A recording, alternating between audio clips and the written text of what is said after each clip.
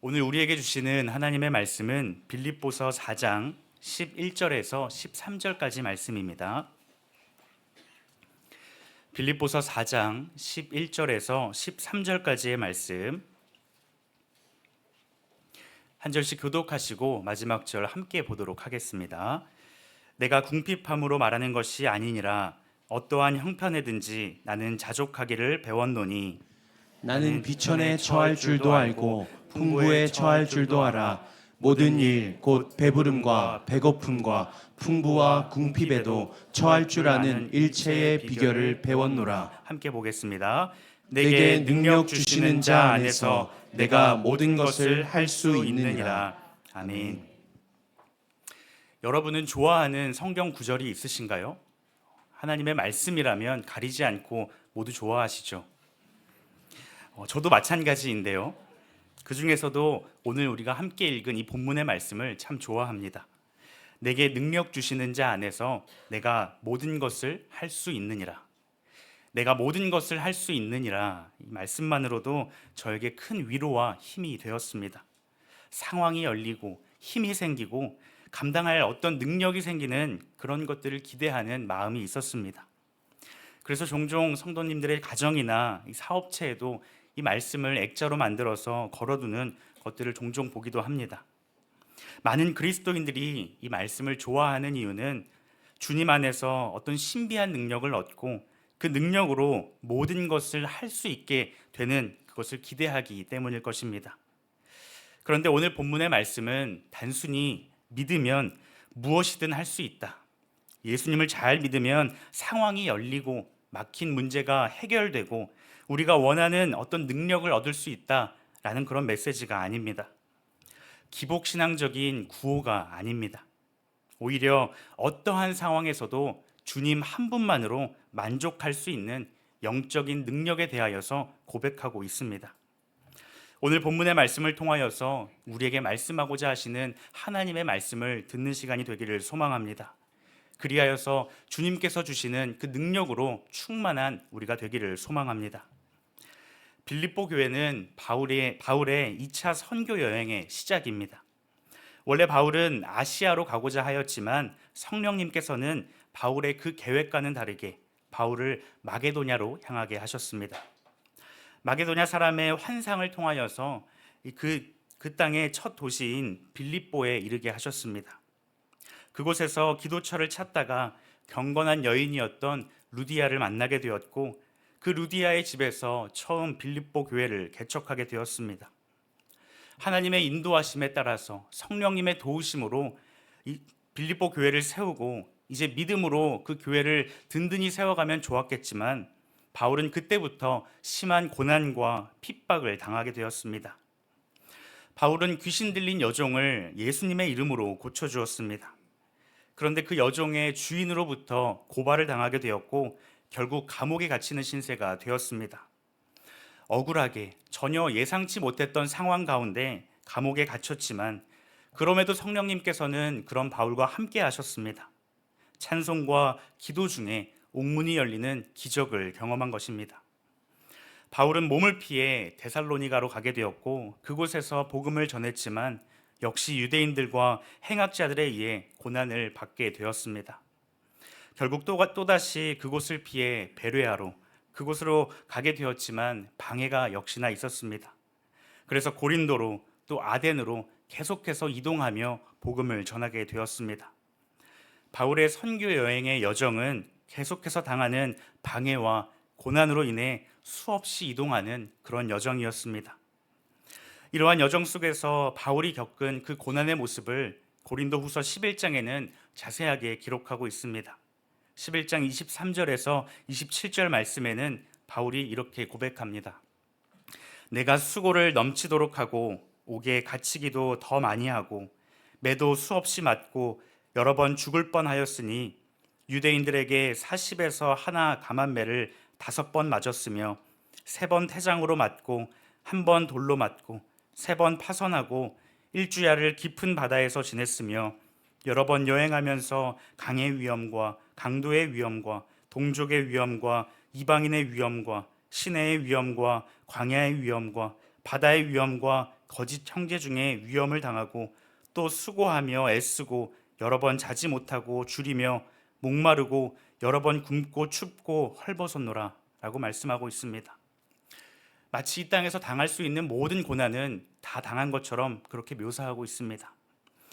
바울은 선교 여행을 하는 중 말할 수 없는 핍박과 고난을 계속해서 당했습니다. 이 빌립보서를 쓰고 있는 바울의 상황도 로마에 압송되어 죄수의 몸으로서 로마의 변두리에 가택연금 상태로 갇혀 있는 상태였습니다. 아마도 이 상황에도 여전히 먹을 것은 없었으며 오랜 시간의 고난으로 인해 몸은 망가질 대로 망가졌을 것입니다. 자신을 돌봐줄 사람도 없고 의사나 약을 구할 수도 없었을 것입니다. 바울의 이 투옥 소식을 들은 빌립보 교회는 바울을 위하여서 선교 헌금을 마련했습니다.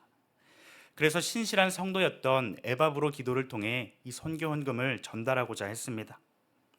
그렇기에 바울은 감사의 마음을 담아서 이 편지를 작성하고 있습니다.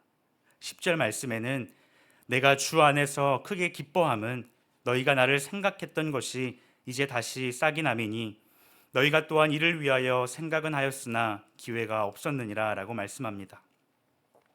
그리고 바울은 이 물질이 감사의 마음, 이 물질이 하나님이 받으시는 향기로운 제물이며 하나님을 기쁘시게 하는 그런 헌금이라는 것을 확신하고 있습니다. 18절 말씀에 이렇게 고백합니다. 함께 읽도록 하겠습니다. 시작. 내게는 모든 것이 있고 또 풍부한지라 에바브로디도 편에 너희가 준 것을 받음으로 내가 풍족하니 이는 받으실 만한 향기로운 제물이요 하나님을 기쁘시게 한 것이라. 아멘. 그런데 우리가 이 바울의 고백을 살펴볼 때에 꼭 기억해야 할 사실이 있습니다. 그것은 이 바울이 빌립보 교회 성도들로부터 물질을 받았기 때문에 이 선교 헌금을 받았기 때문에 그 삶이 만족한다라고 고백하는 것이 아닙니다. 바울은 이 선교 헌금이 자신에게 왔기 때문에 이제는 자기 몸도 돌볼 수 있고 형편도 나아졌기 때문에 자족할 수 있다라고 말하는 것이 아닙니다. 아직 이 선교 헌금이 도착하기 이전임에도 불구하고 자신은 이미 자족하고 있다라고 고백하고 있습니다. 여전히 감옥에 갇혀 있고 여전히 먹을 것이 없으며 여전히 치료를 위한 의사나 약도 구할 수 없습니다. 무엇보다 외로움이 계속되는 그 상황에서도 바울은 만족하고 있다, 자족하고 있다라고 고백하고 있습니다. 오히려 그 악한 상황 가운데 감사를 고백하고 있는 것이죠. 바울은 자신이 어떠한 형편에 있든지 자족할 수 있는 방법을 배웠다라고 말씀합니다. 이 자족이라고 하는 것은 스스로 만족함, 스스로 충분하다라는 의미를 가지고 있습니다. 그런데 본문에서 바울이 말하는 이 자족은 그 자족의 근원을 자기 자신에게서 찾고 있지 않습니다. 오직 그리스도 안에서 만족함을 찾고 있습니다. 나 중심이 아니라 그리스도 중심으로 그 삶이 완전히 바뀌게 되었습니다. 이러한 상황에 바울의 고백이 무엇입니까? 13절에 내가 모든 것을 할 수 있느니라 라고 말하고 있습니다.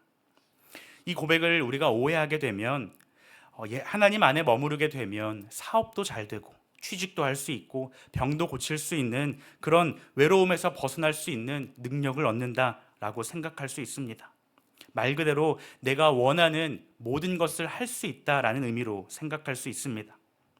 그래서 만약 그 삶에 어려움을 만나게 되면 하나님을 향하여서 불평과 원망을 하게 되는 것이죠.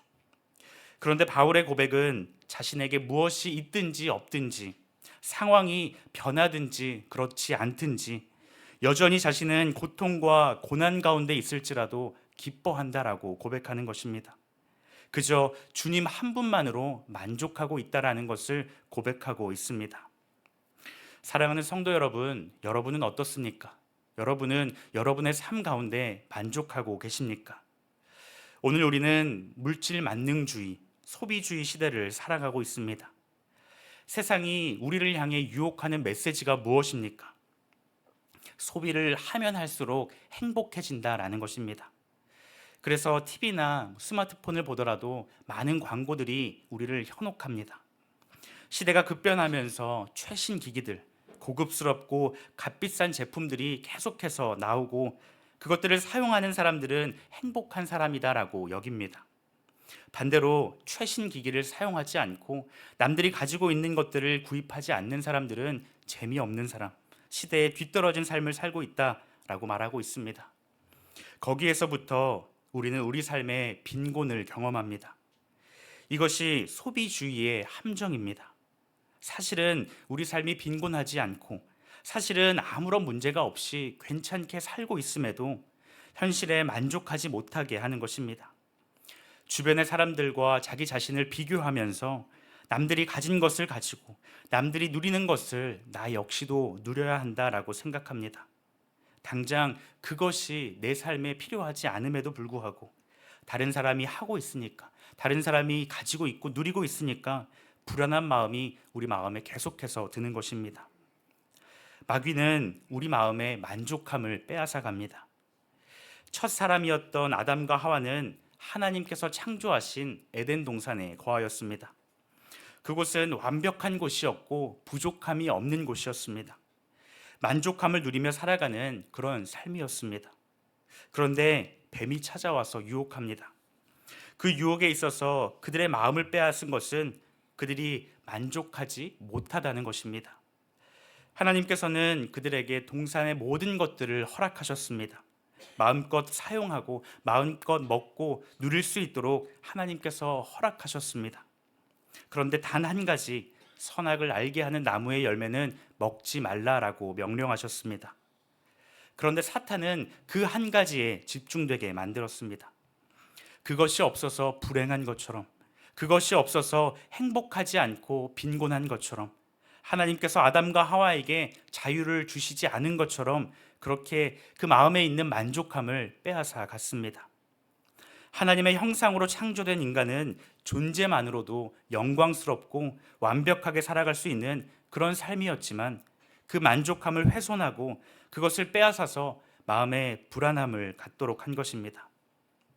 사랑하는 성도 여러분, 주님께서 베풀어 주신 구원이라고 하는 것은 만족하지 못한 삶에서 만족의 삶으로 변화하는 것입니다. 다르게 말하면 불평의 삶에서 감사의 삶으로 변하는 것입니다. 주변에 내가 가지고 있고 누리고 있는 것들, 그것들로서 우리가 만족하고 자족하는 것이 아니라 오직 주님 한 분만으로 자족하는 삶입니다. 다윗은 가장 어려운 때를 보낼 때에 이렇게 고백하였습니다. 시편 23편 1절 말씀에 여호와는 나의 목자시니 내게 부족함이 없으리로다.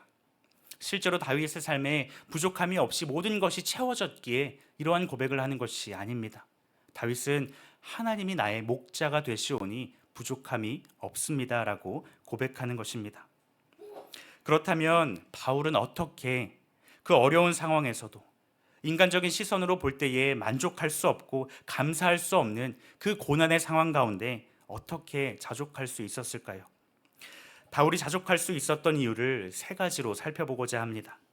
먼저 첫째로 바울의 경험입니다. 바울은 자신의 인생의 경험을 통하여서 자족을 배웠습니다. 바울이 살아온 지난날의 삶을 바라볼 때에 자신의 삶의 자족이 무엇인지를 알았으며 그 삶의 경험으로서 자족할 수 있었습니다. 오늘 본문 12절에는 이렇게 말씀합니다. 함께 12절을 읽도록 하겠습니다. 시작. 나는 비천에 처할 줄도 알고 풍부에 처할 줄도 알아. 모든 일 곧 배부름과 배고픔과 풍부와 궁핍에도 처할 줄 아는 일체의 비결을 배웠노라. 본문에서 말씀하고 있는 알고라는 이 말은 체험하다라는 의미를 가지고 있습니다. 그저 머리로만 알고 머리로만 이해한 것이 아니라 그 삶에서 그것들을 경험했다라는 것입니다. 비천과 풍부, 배고픔과 배부름, 풍부와 궁핍을 모두 경험한 사람이었습니다. 바울은 헬라파 유대인으로 다소 출신입니다.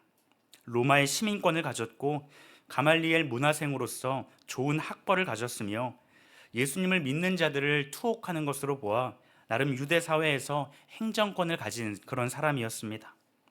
소위 그는 모든 것을 가진 당대 상류층이었습니다. 그러다가 예수님을 만나고는 그 삶이 완전히 바뀌게 되었습니다. 자신이 가진 것들, 자신이 자랑하고 내세울 수 있었던 그 모든 것들을 배설물과 같이 여겼습니다. 빌립보서 3장 8절 말씀에 또한 모든 것을 해로 여김은 내 주 그리스도 예수를 아는 지식이 가장 고상하기 때문이라. 내가 그를 위하여 모든 것을 잃어버리고 배설물로 여김은 그리스도를 얻고 라고 말씀합니다. 그가 가졌던, 그가 내세울 수 있었던 그 화려했던 스펙과 자신이 가지고 있었던 그 모든 소유가 이제 예수님을 만나고는 자신에게 더 이상 중요한 것이 아님을 고백하고 있습니다. 자신의 삶의 경험을 통해 이러한 고백을 하고 있는 것입니다. 오늘 우리에게도 이러한 경험이 참 많은 줄 압니다. 저도 말씀을 준비하면서 저의 이런 모습을 발견했습니다. 물론 바울처럼 모든 것을 가졌기에 경험한 것은 결코 아닙니다. 저희 가정에 곧 아이가 태어납니다. 아이를 준비하면서 아기용품을 하나둘 준비하기 시작했습니다. 처음이라 뭘 어떻게 어디서부터 준비해야 할지 막막하기만 했습니다. 그래도 제 마음에 가장 중요했던 것은 첫 아이이기 때문에 가장 좋은 것으로 준비하자, 이런 마음이 있었습니다. 그런데 찾아보면 찾아볼수록 정말 끝이 없음을 발견했습니다.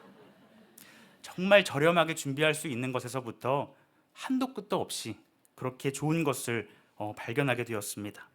그래서 그것들을 보면 볼수록 제 마음의 만족함이 조금씩 사라지고 이전에 담아두었던 장바구니에서 계속해서 업데이트가 되는 것들을 발견했습니다. 만족하지 못하고 더 나은 것, 더 좋은 것, 남들이 하는 것들을 찾아보기 시작했습니다.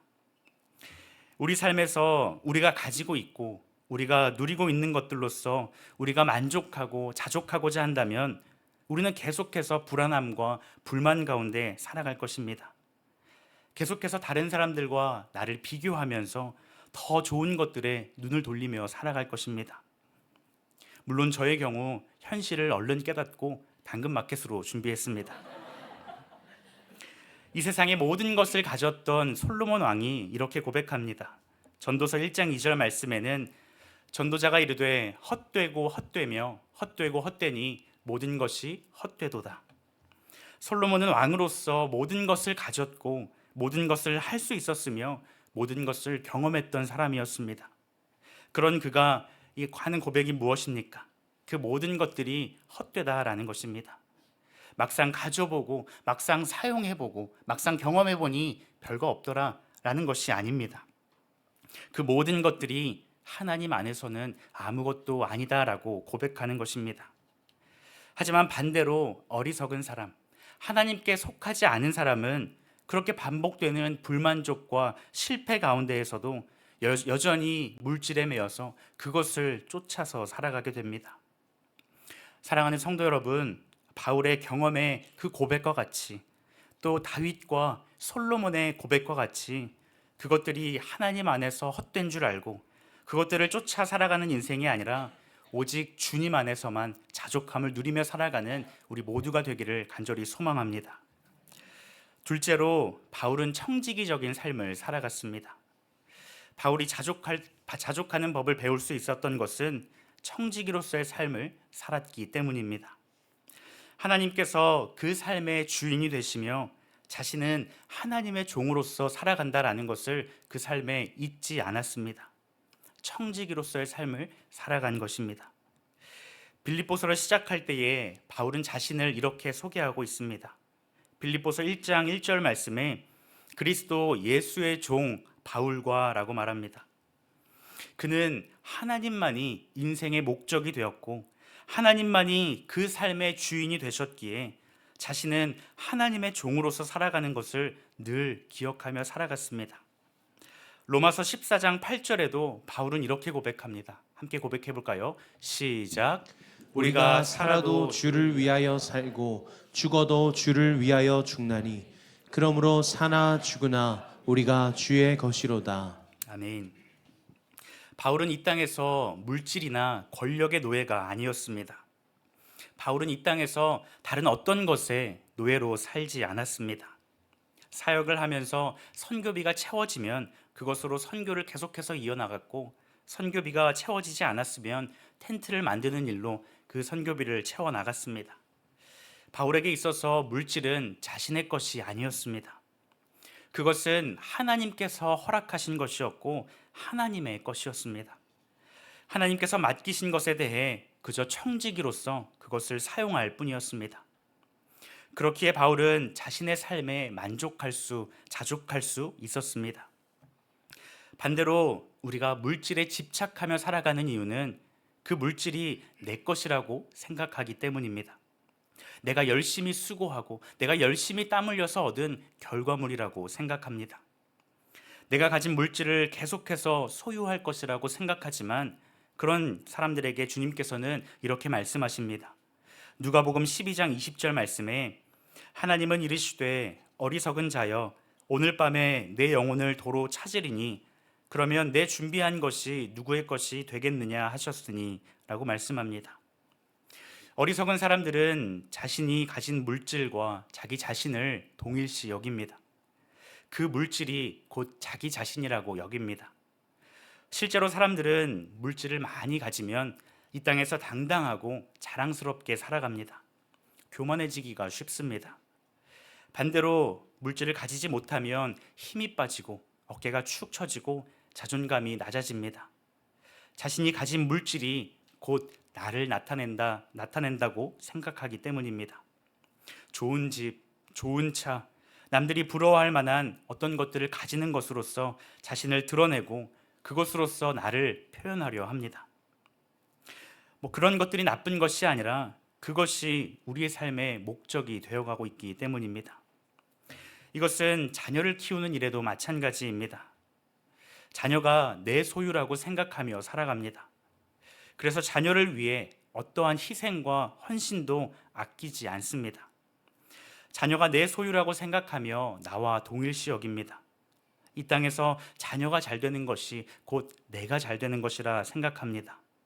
물론 우리는 이 땅에서 우리 자녀를 사랑으로 잘 양육해야 할 책임이 있습니다. 자녀를 사랑해서 수고하고 헌신해야 합니다. 그런데 그 목적이 나의 만족이나 나를 드러내는 것이 아니라 하나님께서 맡겨주신 것임을 기억해야 하는 줄 믿습니다. 그럴 때 하나님께서 그런 우리 자녀를 축복하실 줄 믿습니다. 사랑하는 성도 여러분, 이 땅에서 우리가 가지고 있고 누리고 있는 것들은 하나님께서 우리의 삶에 잠깐 맡겨주신 줄 믿습니다. 그렇기에 그것이 우리 삶의 목적이 되어 살아가는 것이 아니라 하나님께서 맡겨주신 청지기로서의 삶을 살아가야 하는 줄 믿습니다. 무엇보다 우리 가정과 우리 자녀, 나의 삶까지도 하나님께서 허락하신 것임을 기억하며 청지기로서의 삶으로서 자족하며 살아가는 우리 모두가 되기를 소망합니다. 마지막 세 번째로 바울이 자족할 수 있었던 것은 그리스도를 얻었기 때문입니다. 바울이 자족할 수 있었던 가장 궁극적인 이유는 그리스도 안에 머물렀기 때문입니다. 디모데전서 1장 12절 말씀에는 이렇게 말씀합니다. 나를 능하게 하신 그리스도 예수 우리 주께 내가 감사함은 나를 충성되이 여겨 내게 직분을 맡기심이니 라고 말씀합니다. 예수님께서는 바울에게 능력을 주셨습니다. 그 능력은 우리가 기대하고 또 우리가 원하는 그런 능력과는 다른 능력입니다. 우리는 무엇을 기대합니까? 어떤 능력을 기대하십니까? 하나님의 말씀대로 더 잘 순종하고 우리에게 능력을 베풀어 달라 간절히 기도하면 문제를 해결할 수 있는 지혜와 건강과 물질적인 능력을 주실 것이라고 기대합니다. 자녀가 잘 되고 가정이 잘 되는 그런 능력, 소위 세상에서 말하는 성공하는 능력을 우리가 기대합니다. 세상은 그것이 능력이고 그것이 능력 있는 삶이다라고 말합니다.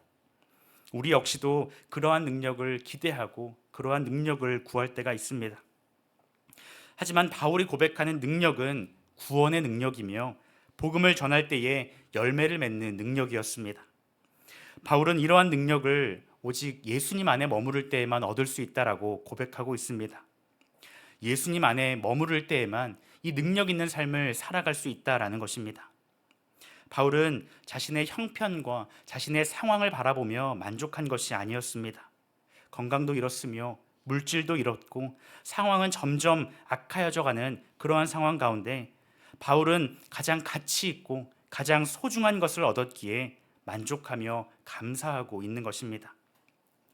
바울은 예수님으로 말미암아 부요한 인생을 살아갔습니다. 모든 것을 창조하시고 온 우주 만물을 다스리시는 그 하나님께서 아버지가 되시기에, 또 바울은 아버지가 되시는 하나님의 자녀이기에 만족하며 살아갈 수 있었습니다. 오늘 우리는 어떻습니까? 가장 고귀하고 가장 가치 있는 것을 소유하는 것에 감사하고 계십니까? 아니면 이 땅에서 잠깐 누릴 수 있는 것들을 쫓아서 그것에 마음이 쫓겨서 불행하다 여기며 살고 있지는 않습니까? 한 남성이 있었습니다. 그는 대기업에 다니고 있었습니다. 그런데 오랫동안 일을 하다가 갑작스러운 구조조정으로 인해 회사를 떠나게 되었습니다. 속으로 생각하기를 나는 이제 아무것도 아니구나 라는 마음으로 상실감에 빠졌습니다.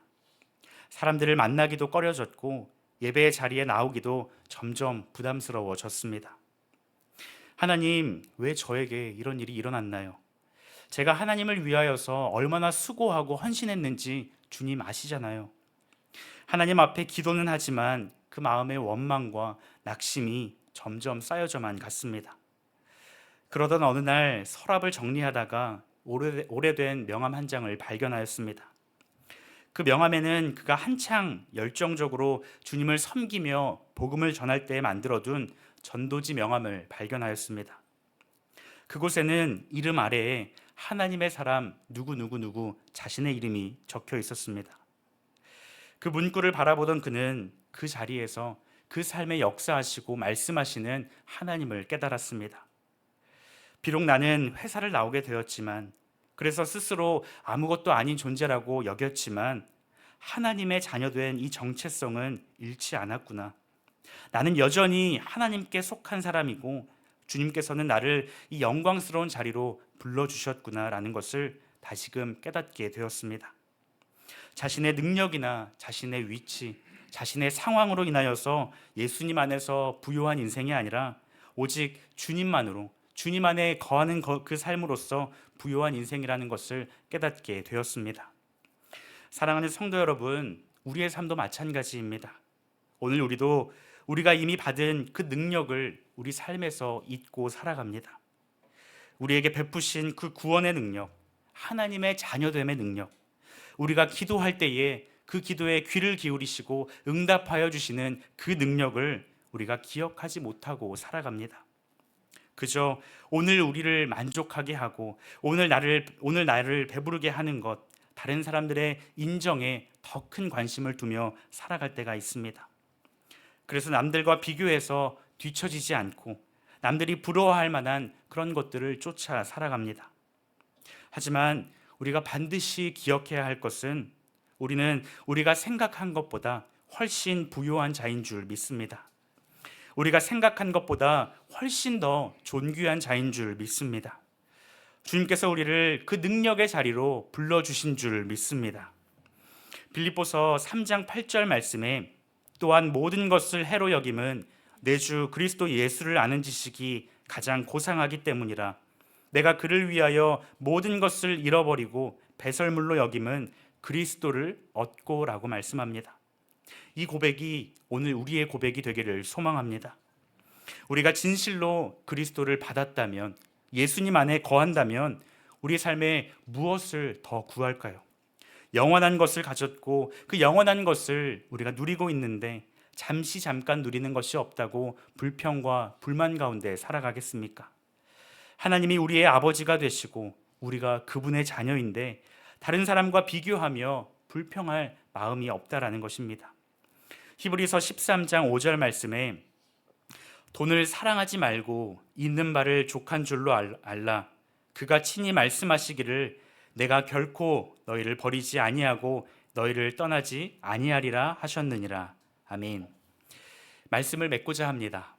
오늘 본문에서 바울이 말하는 이 자족은 불교에서 말하는 무소유가 아닙니다.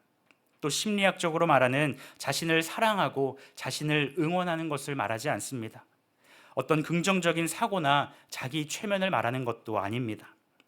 바울이 말하는 자족은 그리스도인으로서 삶에서 경험하는 것이며 그리스도인으로서 가져야 할 청지기적인 삶의 자세이며 무엇보다 우리에게 능력을 주시는 예수님 안에서 누리는 삶입니다. 아들 예수님까지도 아낌없이 내어주신 하나님께서 우리에게 구원의 능력, 자녀됨의 능력, 기도 응답의 능력을 베풀어 주셨으니 그 주님 안에서 자족하며 살아가는 우리 모두가 되기를 소망합니다. 그리하여서 어떠한 상황에 있든지 자족하며 세상이 줄 수 없는 오직 주님께서 주시는 그 평안함 가운데 기쁨으로 만족함으로 살아가는 우리 모두가 되기를 주님의 이름으로 축복합니다.